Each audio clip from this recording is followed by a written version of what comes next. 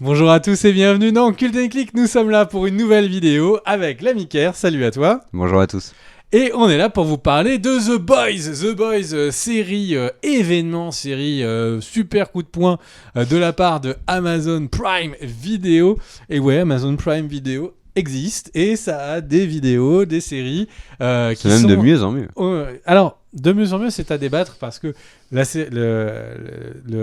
plateforme avait commencé avec Goliath, qui était déjà une excellente série.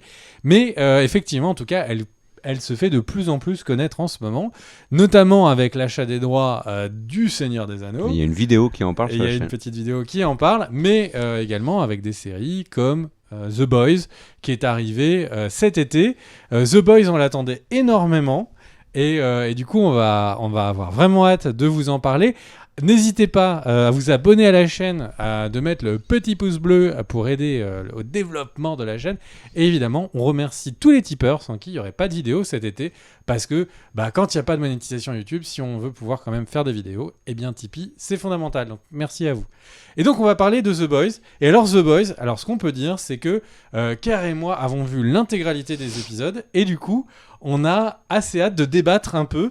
Et en fin de vidéo, on donnera un peu une partie qui sera une partie spoil. On vous préviendra à l'avance sur du coup ce qu'on pense qu'il se passera dans la saison 2. Parce que la saison 1 se termine quand même sur un événement qu'on ne vous dira pas avant la fin. Mais qui du coup laisse place à une saison 2. Qui était quand même, je trouve, un peu prévisible. Tu l'avais pas vu venir gros comme une maison? Je l'ai vu. On en parlera après. Je l'ai vu venir, mais on en parle. Présentation de The Boys, c'est quoi? Alors, c'est l'adaptation d'un comics qui s'appelle The Boys, qui a été créé par Garth Ennis, qui est un monsieur qui aime beaucoup les comics où ça tape fort, puisqu'il a bossé sur Punisher, il a bossé sur Judge Dredd, bref, des personnes et des personnages qui font dans la tendresse. Il a également travaillé sur Preacher, et l'adaptation de Preacher à la télévision a été menée. La Preacher, là, ça s'arrête avec la prochaine saison, mais elle a été menée par Evan Goldberg et Seth Rogen, qui sont derrière The Boys, avec également Eric Kripke. Alors, on va vous présenter rapidement The Boys. On est dans un monde qui ressemble à notre monde actuel, extrêmement cynique, extrêmement cruel, et il y a les super-héros qui existent dans ce monde-là. Et comme notre monde est un peu pourri, comment les super-héros pourraient-ils être dans notre monde? Eh ben, pourri, c'est le principe de The Boys. Alors, dans The Boys, il y a les 7. Les 7 qui travaillent avec une boîte qui s'appelle Vought, si je dis pas de bêtises, Vought qui gère tout ce qui est merchandising, le management, etc. Les 7 sont des icônes absolues, et alors ils sont menés par le Protecteur, qui est incarné par Anthony Starr. Anthony Starr, c'était le héros de Banshee. Le Protecteur, c'est comme ça que ça dit en français. Ouais, moi je l'ai dit en français, et toi tu les diras en anglais. Le Protecteur, donc qui est l'équivalent, qui est un croisement entre Superman, donc pour les pouvoirs, et Captain America pour le côté très patriotique, très blond, les yeux bleus. On en reparlera après.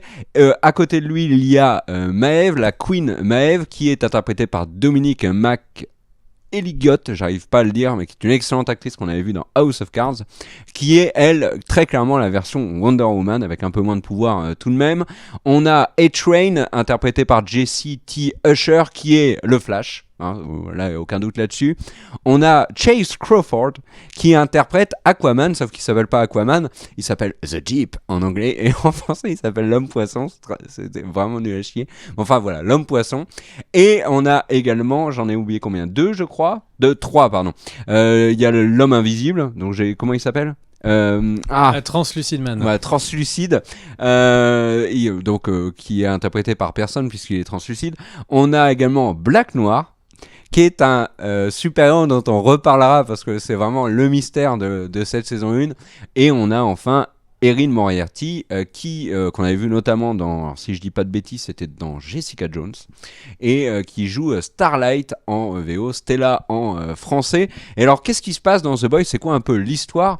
Et ben en fait, il y a un charmant bonhomme et sa charmante demoiselle qui sont dans la rue. C'est Yugi et Robin. Ils sont en train de se faire des petits bisous. Robin commet l'erreur de légèrement mettre une patte sur la route, et à ce moment-là, il y a A-Train, le super-héros Flash, l'homme le plus rapide du monde, et ben qui la pulvérise parce qu'il la traverse en fait, donc elle est atomisé, il y a des tripes absolument partout. Et le pauvre Yugi qui était en train de faire un bisou à sa copine se retrouve avec ses mains dans les mains. Il ne reste que ça du corps de sa pauvre petite amie.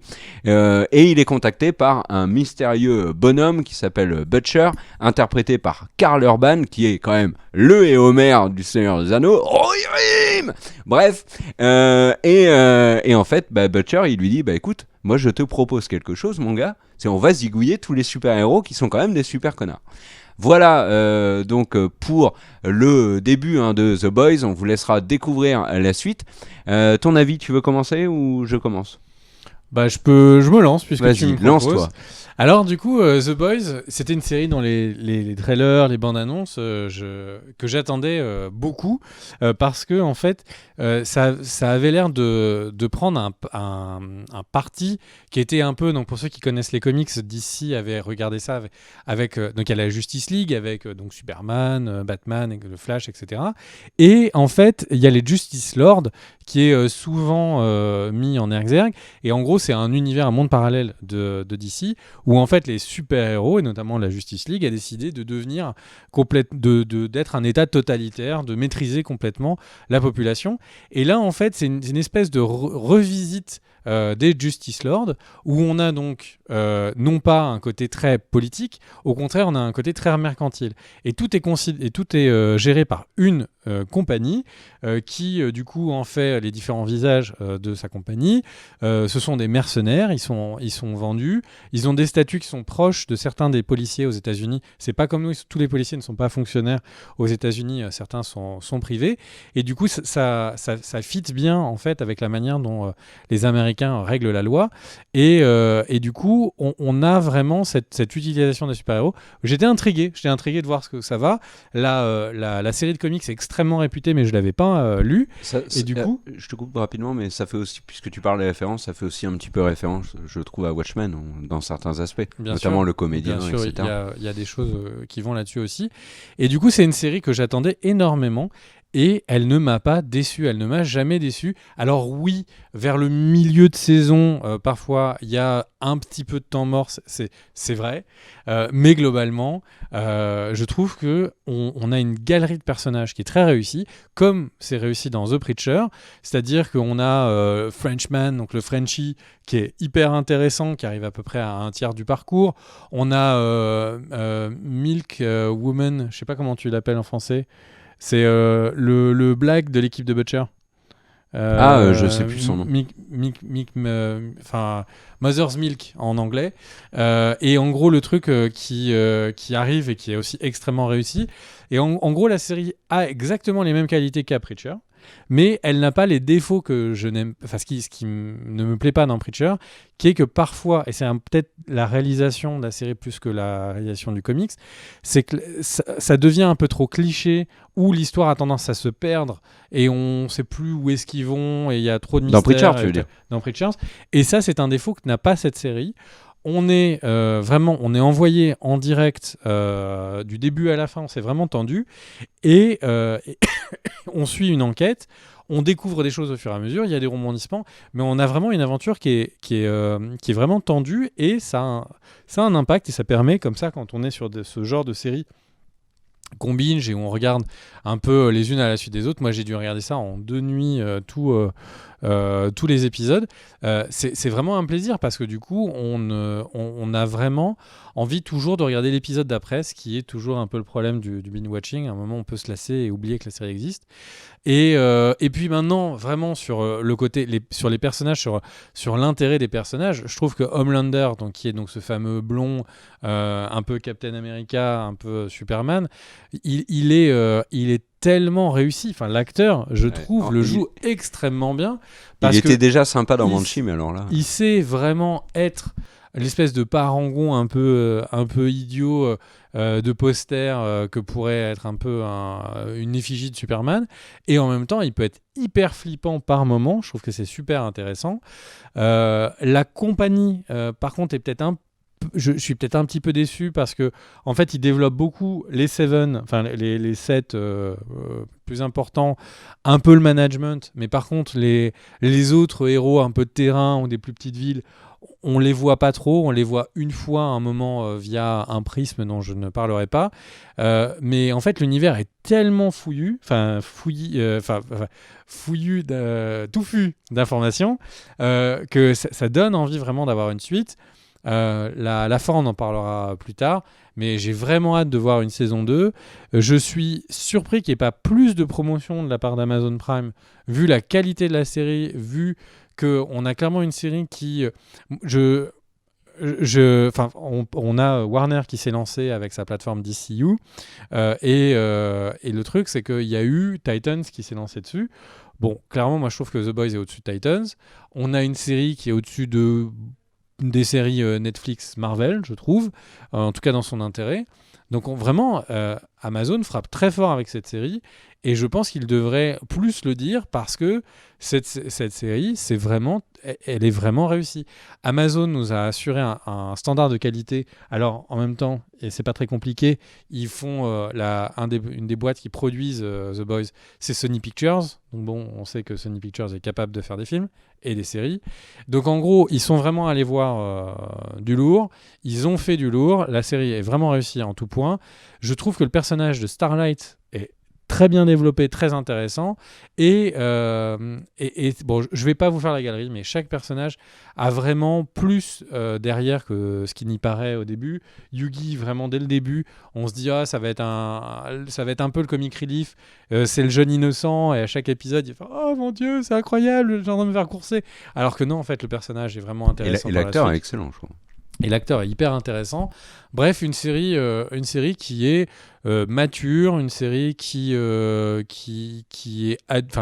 vais me répéter, qui est adulte, une série qui a un vrai scénario, une série qui sait faire du super-héros sans être bloqué dans le truc de on va montrer qu'ils ont des super pouvoirs. Donc vraiment, je trouve ça réussi. Le seul truc, c'est que les effets spéciaux, parfois, la violence donne du sang un peu chelou. Les effets spéciaux sont un peu en dents de scie sur les corps découpés, entre guillemets. Et puis après, on a l'impression que la série a une pudeur un peu étonnante. Elle se permet beaucoup de violence. Il y a des endroits où naturellement, et pour apporter des choses à l'histoire, il y aurait pu, comme dans Game of Thrones, avoir une scène un peu sexualisée, mais pas juste pour montrer des corps à poil. C'est plus parce que ça aurait un apport avec l'histoire de ce qui se serait passé. Et là, c'est pas là, c'est coupé. Est-ce que c'est Amazon Prime qui a des guidelines où violence c'est ok, sexualité non, je ne sais pas, mais vraiment cette impression que parfois il y a des scènes qui ont été coupées quand ça devenait un peu trop osé, mais vraiment très intéressant. Les thématiques sur les religions sont hyper intéressantes, enfin vraiment une série qui a un gros coup de cœur de cette année, hein. Et toi, mon cher K? Je te rejoins, moi j'ai beaucoup aimé cette... As-tu vu tous les épisodes? Oui, j'ai vu tous les épisodes. Je les ai regardés à la suite, hein. Vraiment. Et d'ailleurs, quand le dernier est arrivé, que j'ai vu donc sur Amazon Prime, c'est le final et tout. Je me suis dit, déjà. Moi, j'étais déçu parce que saison, en fait, trop courte. je pensais que c'était parce que dans la Amazon, d'ailleurs Amazon, l'application vite fait, niveau qualité de la manière dont elle est faite. Mais ah non, c'est l'horreur. Franchement, c'est l'horreur. Mais le truc, c'est que les sous-titres disparaissaient, ils apparaissaient. Enfin, c'était l'enfer. Mais le truc, c'est que concrètement, quand je regardais la liste des épisodes, je pensais qu'il y en avait 11. Et en fait, c'est les bandes annonces. Et 11, c'est en comptant les bandes annonces et tout. Et IMDb avait mis 9. J'étais déçu. Avant de corriger, IMDb avait mis 9. Donc quand j'ai lancé le 8, je me suis dit, il m'en reste 2. Et en fait, quand j'ai vu le final, j'étais assez déçu. Bon, bref. The Boys, moi j'ai beaucoup aimé cette saison 1. Je te rejoins sur absolument tout ce que tu as dit. En effet, moi j'aime énormément ce genre de comics, hein. Les comics qui sont trash, où il y a énormément de sang, où il y a du cul, où il y a des personnages qui ont une morale douteuse. J'adore le Punisher. J'ai beaucoup aimé aussi ce qu'ils avaient réussi à faire sur la série Preacher, qui allait plus dans le délire que The Boys. On sent vraiment qu'il y a une retenue dans The Boys, et d'ailleurs j'en parlerai un peu plus après. Toi t'as pas fait la galerie des personnages, mais moi j'ai envie de la faire parce que un des trucs qui je trouve marche beaucoup sur The Boys, c'est finalement la symbolique, l'image que dégagent ces super-héros et qu'on pourrait finalement calquer sur notre société actuelle. Par exemple, Maëve, c'est une femme forte, mais qui est complètement broyée par le système. Elle peut pas s'imposer parce que le système, de toute façon, la menotte. A-Train, c'est le cliché du jeune afro-américain qui, par exemple, performe dans le basket, dans le foot US, mais qui est pareil, broyé par la célébrité, par la drogue, etc. Et il y a une scène, excuse-moi de te couper, et il y a une scène qui est vraiment extrêmement intéressante où, à un moment, il se balade plus en super-héros. Et le vigile est en permanence en train de le regarder. C'est pour ça que je... Et ça, cette scène, je trouve qu'elle est vraiment intéressante par rapport au personnage. Et voilà, la série dit vraiment, on est dans le monde qui est le monde actuel. Et il y a des super-héros dedans. Et en fait, notre monde a perverti les super-héros. C'est pas les super-héros qui l'ont assaini. Alors, The Deep, donc l'homme poisson, alors pour moi, c'est un énorme... Mais c'est un des trucs que j'ai beaucoup aimé dans la série, c'est elle troll à peu près tout le monde tout le temps. Et donc là, pour moi, c'est un énorme troll à Aquaman ou Namor chez Marvel, en disant, vous avez vu, ils servent à rien. Alors que, bon, en fait, si, ils servent, bien sûr. Mais lui, pour le coup, je le trouve, lui, il sert à rien. Mais aussi, lui, c'est aussi la représentation du mec qui a été broyé par MeToo. D'une certaine manière. Donc qu'est-ce qui devient après, etc. Même si, en effet, il faut garder à l'esprit que tous, c'est globalement des connards, ou voire des gros connards. Ensuite, on a, tu l'as dit, Starlight. Elle, c'est la caution un peu morale des 7. Et en ce sens, elle est intéressante. Mesmer, interprété par Haley Joel Osment, on l'a pas dit, mais c'est le petit garçon de Sixième Sens. Lui aussi, pareil. Et alors, c'est un clin d'œil à lui-même, en fait, parce que c'est un personnage qui est devenu has-been, qui était un super-héros que tout le monde adorait quand il était gamin. C'est exactement Haley Joel Osment qui a eu une popularité démentielle le temps de 2 films. Il en avait fait un avec... un monde meilleur, je crois, juste après qu'il avait fait Sixième Sens. Et puis après, il a disparu, il est devenu toxico et tout. Et puis là, il essaye de rebondir, etc. Enfin, le voir dans la série, c'était génial. Mais de toute façon, on le sent que The Boys a un truc en plus et que c'est pas la série qui est là, qui a été une commande et tout. On le voit dès finalement les premières minutes de la série avec l'apparition de Simon Pegg. Simon Pegg, il fait un caméo dans la série. Simon Pegg, il se déplace pas pour des trucs tout pourraves. Il y a Seth Rogen derrière, il y a Goldberg, il y a un super casting. Enfin, on sent que The Boys a un truc et le confirme. Personnellement, moi, ce que j'ai senti, c'est que The Boys est une série ce sont des personnes qui avaient ils ont acheté les droits, ils avaient une série, ils avaient un cast et ils sont allés faire un tour en disant qui me paye le plus pour que je vienne. Et c'est une très grande différence d'avoir des séries qui sont comme ça, qui sont des séries à concept fort, qui sont des séries qui sont amenées pour amener beaucoup d'audience et que les gens vont sont démenés pour acheter. Et à côté de ça, les séries qui sont des séries qui va être là, Netflix doit produire une série en France, alors ils donnent les moyens et puis on a Marseille. Qui sont des séries qui sont là parce qu'elles sont juste nécessaires dans un écosystème. Là, The Boys, on sent vraiment qu'il y a une équipe qui fait la série The Boys et qui se trouve que cette série elle est diffusée sur Amazon Prime. Alors tu disais il n'y a pas beaucoup de promotions, il y en a quand même, il y en a une sauvage, parce que sur Amazon déjà quand tu te pointes sur le site t'as The Voice partout, ensuite aux US c'est un gros carton, il y a énormément de réactions et je pense que la presse spécialisée a pris avec, là j'étais une vraiment, petite remarque. À fond dans le travail là, les derniers jours comme tu sais, et est-ce qu'en France, les gens en parlaient? J'avais l'impression d'être le seul à regarder cette série avec toi. Non, et les gens en parlent. Alors, en France, moins. Mais par exemple, aux États-Unis, ils en parlent beaucoup. Et la presse avait pu voir les premiers épisodes. Ils ont fait une critique en disant on a vu The Boys. Mais en fait, ils avaient vu que les premiers épisodes. Mais c'est pas grave, comme toujours, on dit qu'on a tout vu. Et puis ça passe crème. C'est pareil avec les séries Netflix. Oui, des journalistes. Oui, nous, quand on regarde une partie seulement de la saison, on le dit. Puis après, on se fait insulter. Mais bon, on est honnête.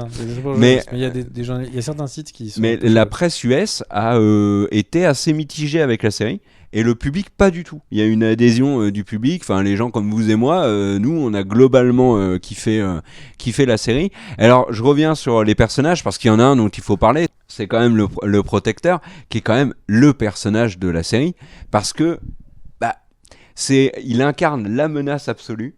C'est le mec, c'est le pire super-héros en termes de c'est vraiment un enfoiré. et un criminel et un sadique, etc. C'est le pire avec le comédien de Watchmen. Ils ont énormément de points communs tous les deux. Tu disais, il est super bien interprété, mais le comédien, pas au niveau des pouvoirs, hein, bien sûr, mais au niveau de son attitude.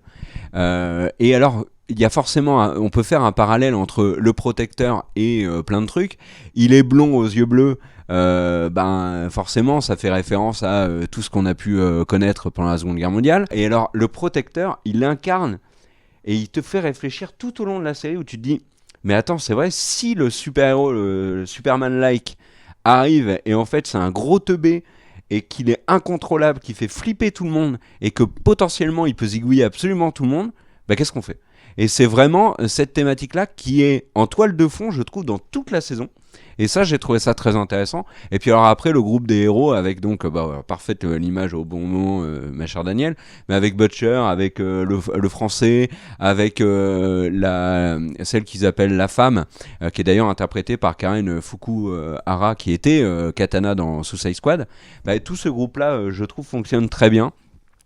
Et puis, on a quand même des scènes qui sont gore, qui sont hyper fun.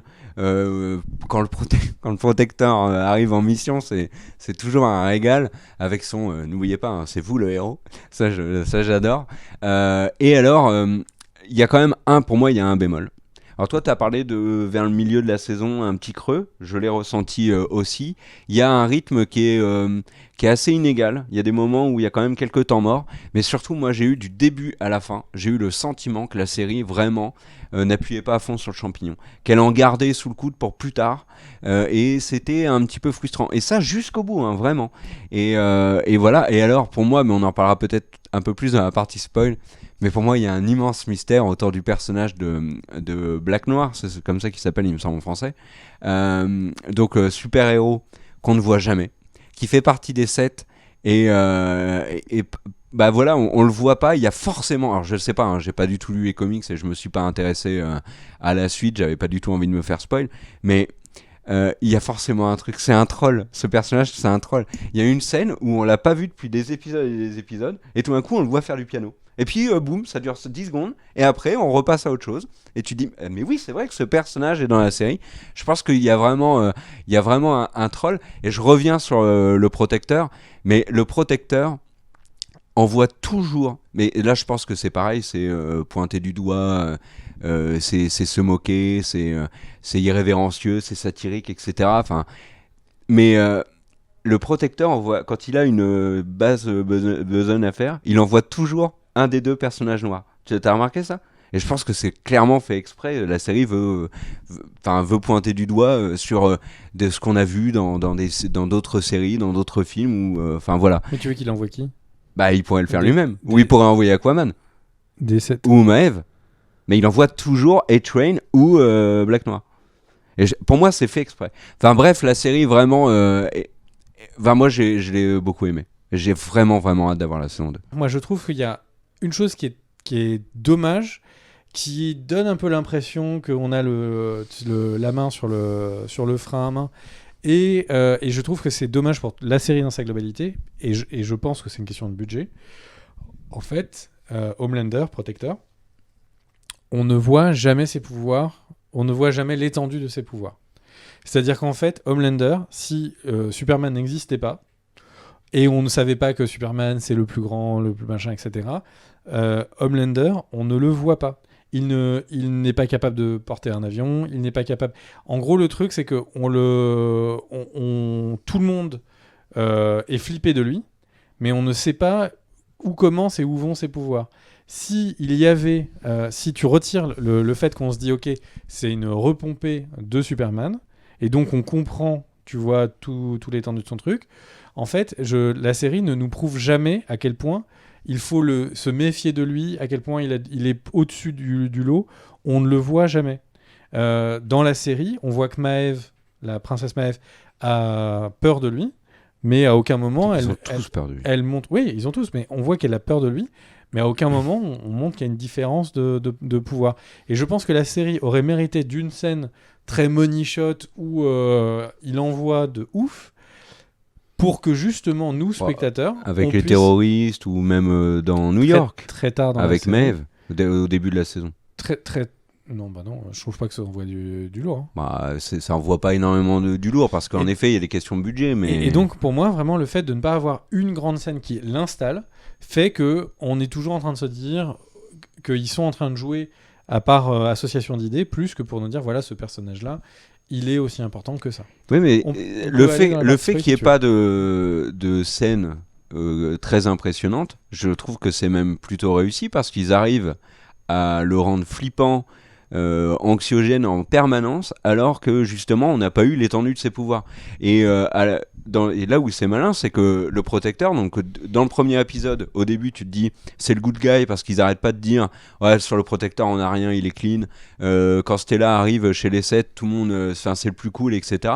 Et en fait, en un claquement de doigts, en fait tu te rends compte que c'est vraiment le pire de tous. Donc quoi. là vous l'avez compris, on est dans la partie partie on est dans la partie spoil. Alors moi il y a une scène sur laquelle je voulais revenir, c'est la scène de l'avion.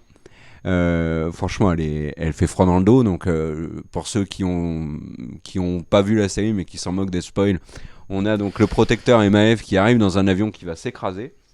Qui a été détourné par des terroristes. Le protecteur tue tout le monde dans la cabine et donc il tue le pilote.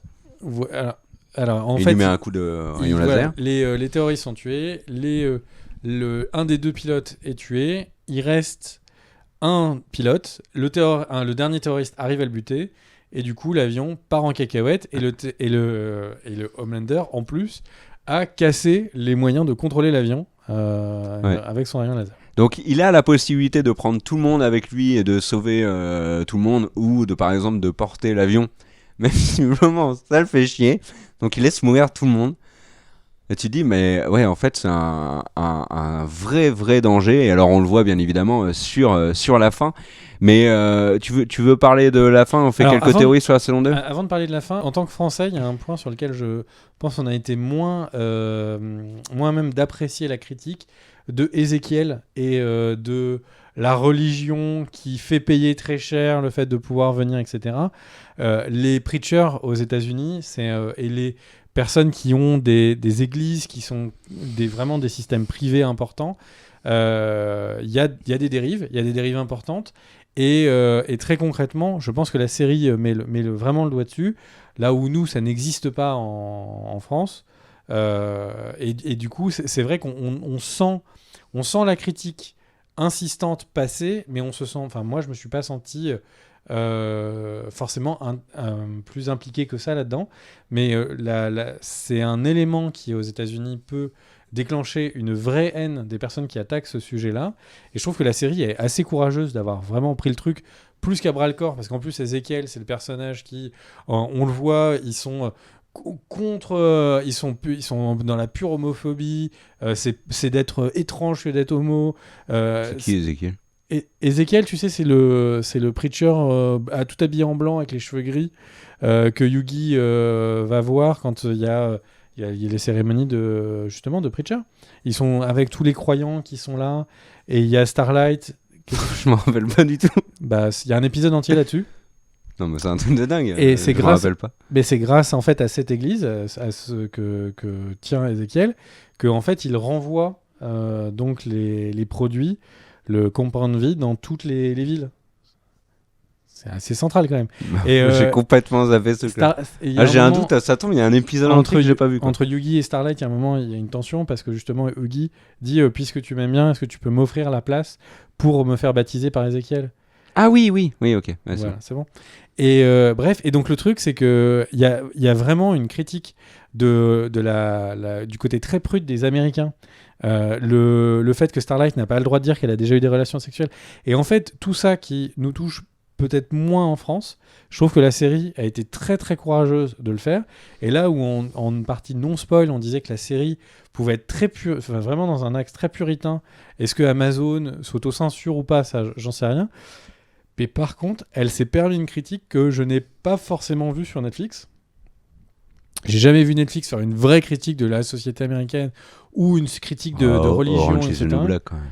Orange is the New Black, des preachers, du système financier des preachers. Moi, j'ai jamais. Non, vu. pas J'ai sur vu la dernière ce saison, thème-là, mais par contre, Orange is the New Black, met le doigt sur plein de choses qui vont pas dans la Mais société. Un dysfonctionnement de la société, c'est différent que de montrer un problème en disant c'est ça le problème.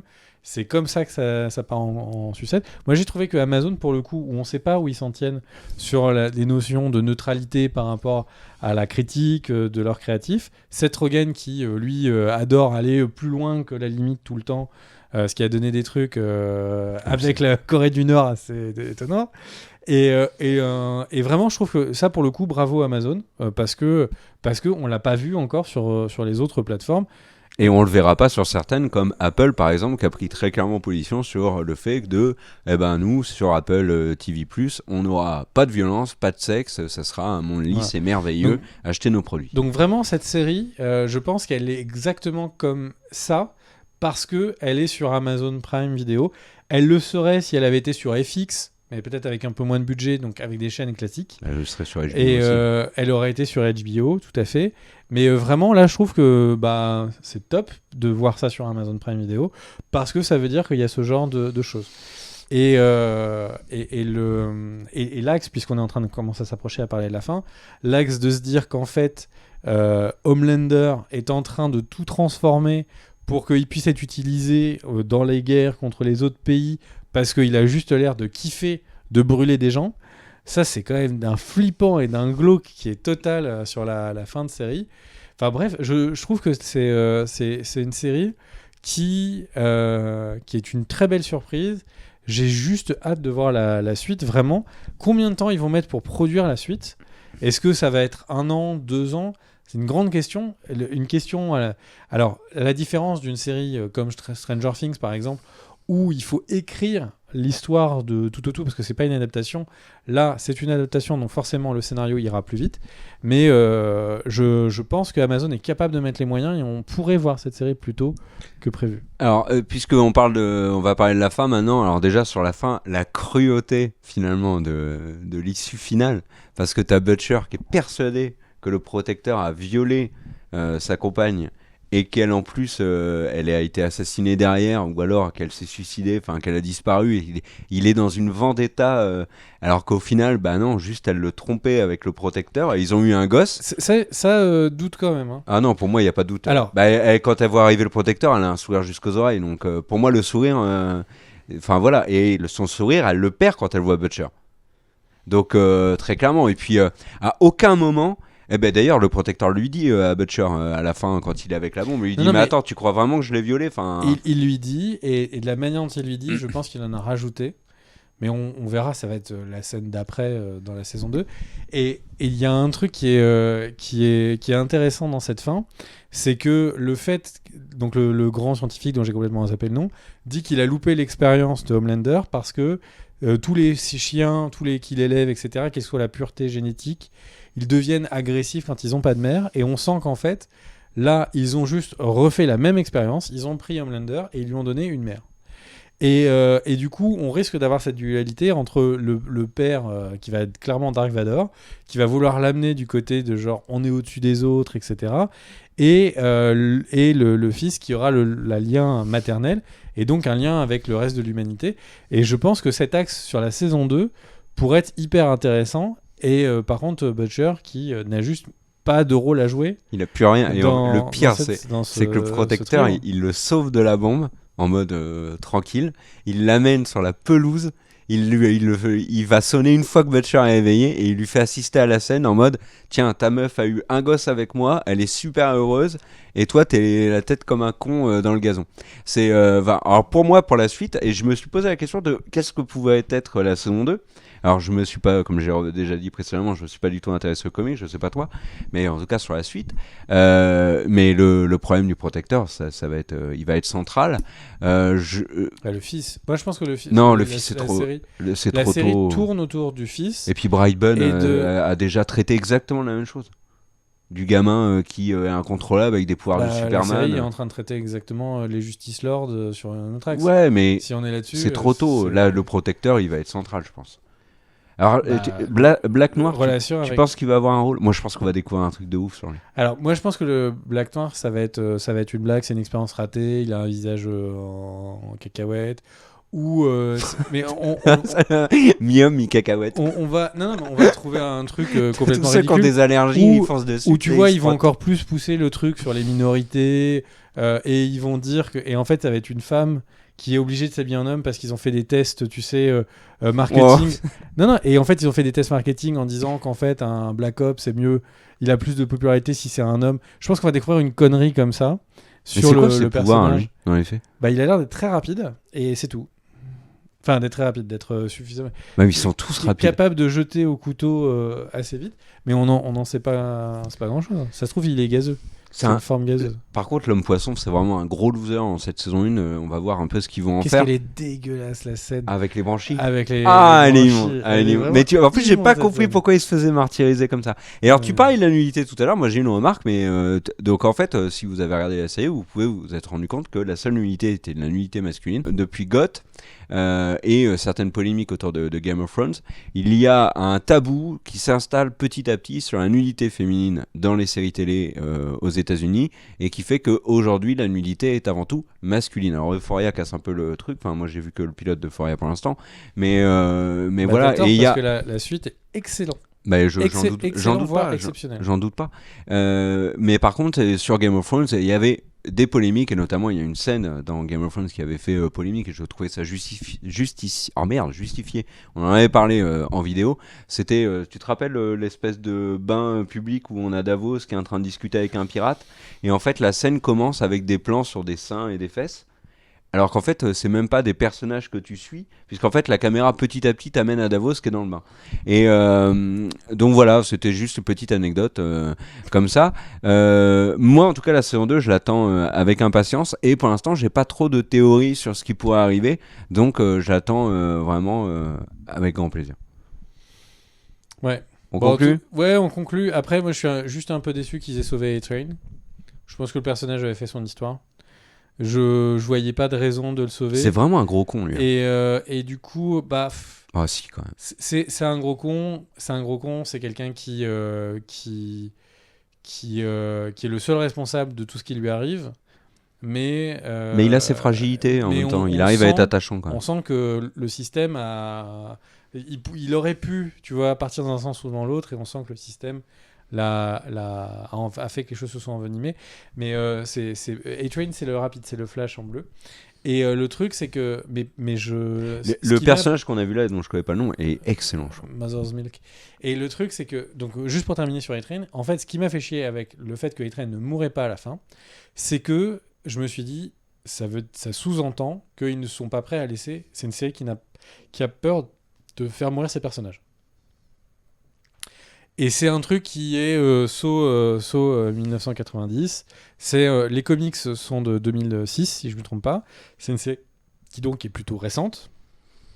Et pourtant, qui n'apprend pas de Game of Thrones, qui n'apprend pas de l'Attaque des Titans ou d'autres œuvres, où justement, le fait de savoir faire mourir ses personnages, surtout quand on a le talent d'en écrire autant de bien, ça permet de donner cette sensation qu'il y a une urgence. Les choses peuvent... les personnages sont en danger. Les boys, je ne les ai jamais sentis en danger. Il n'y a aucun moment... Butcher à la fin, franchement. Non, Moi, j'ai cru que Butcher allait y j'étais passer. sûr qu'il allait s'en tirer. Le seul moment où j'ai eu peur, c'est quand le Frenchie s'est retrouvé tout seul avec The Woman. Et je me suis dit, elle est tellement imprévisible que peut-être, effectivement, ils vont nous prouver qu'elle peut les tuer parce que elle va le... Son entrée en scène à elle. Ouais. Non, il y a un personnage qui tue, et alors j'étais absolument persuadé que ça n'allait pas arriver, c'est Mesmer. Il se fait ravager, le pauvre, par Butcher. Et je pensais pas du tout qu'il allait mourir, surtout que Joel Osment s'en sortait super bien, le personnage était vraiment intéressant. Je sais même pas, je me souviens de la mort de... Il se fait tuer sur un évier. Ah oui, t'es sûr qu'il meurt Bah, ah oui, il me oui, semble, oui, hein, oui, je il a crois le crâne que- écrasé. Ouais, bien Ouais, sûr. je pense que quand t'as plus de crâne, t'as du Ouais, mal ouais. à avancer Mais dans la vie. cette scène, j'ai complètement zappé. Mais parce que le personnage est sympa, mais je trouve Tu vois, que, c'est le problème des. On ouais, revient. Bon, ouais, là, c'est on fait une digression. La vidéo va durer 3h30, c'est pas grave. Mais c'est le problème du binge-watching. C'est que tu t'enchaînes tellement les épisodes que tu oublies des trucs. Regarde, moi, les Ezekiel, j'avais complètement zappé. Toi, t'avais oublié la mort de Mesmer.